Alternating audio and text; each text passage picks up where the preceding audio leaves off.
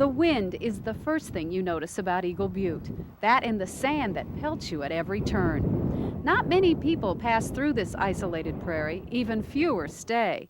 That makes what's happening on the Cheyenne River Sioux Indian Reservation even more extraordinary.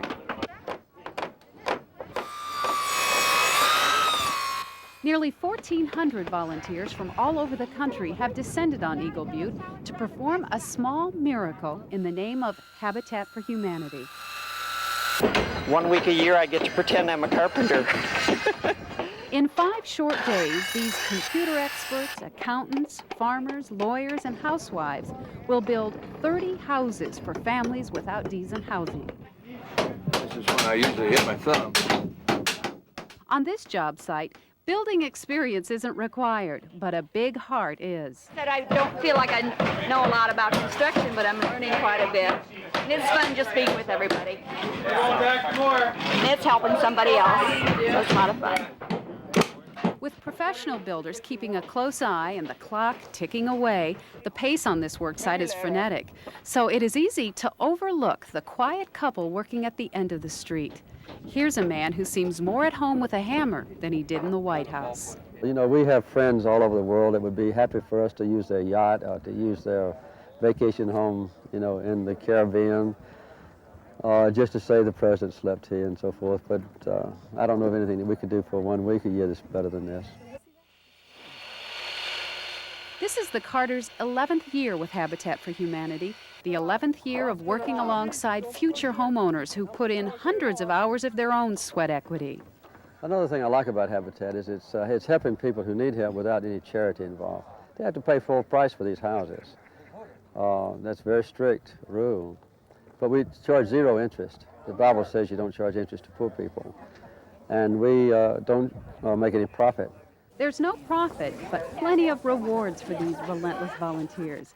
In that respect, Jimmy Carter is no different than the others. I'd say excitement. It's great. It's very fun. Challenge, unpredictability. I'm on the roof because I'm afraid of heights and I want to learn to get unafraid. A lot of exercise. This is the way to spend your summer vacation. Frustration, headaches. Yeah, I had heat exhaustion and a sprained ankle yesterday, but I'm back for more today. She got hit on the head by a 2x4 yesterday, so. And at the end, gratification, you know, pleasure, emotion. The best part is before we leave on Saturday morning, we walk up to the front door, knock on it, and we see the new homeowner moving in. That's what it's all about. People helping people. It's our only hope, according to Carter.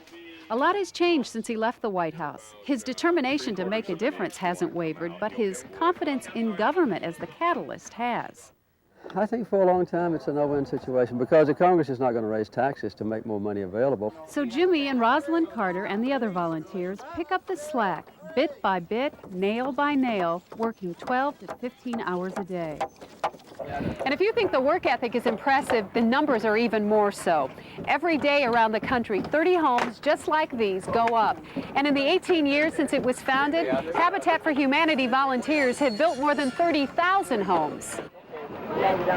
While building 30 homes in 5 days is a tremendous accomplishment, Carter says it's building bridges and relationships with people that is the exciting part of this project.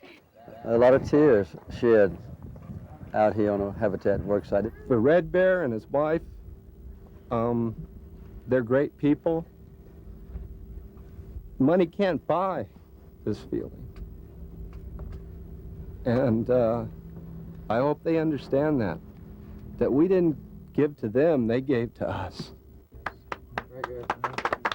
I really appreciate You hand the keys to a brand new house to a family that never has had a decent home of any kind. And they know it's theirs, and they put in 500 to 1,000 hours working on their own house. And you give them a Bible, and you've gotten to know them and their kids and their background, their culture. And it's just an emotional experience. Whether you manage a grocery store, run a major corporation, or are President of the United States, Carter steadfastly believes every single one of us can make the difference. And in every, small town or big city, there are really two Americas.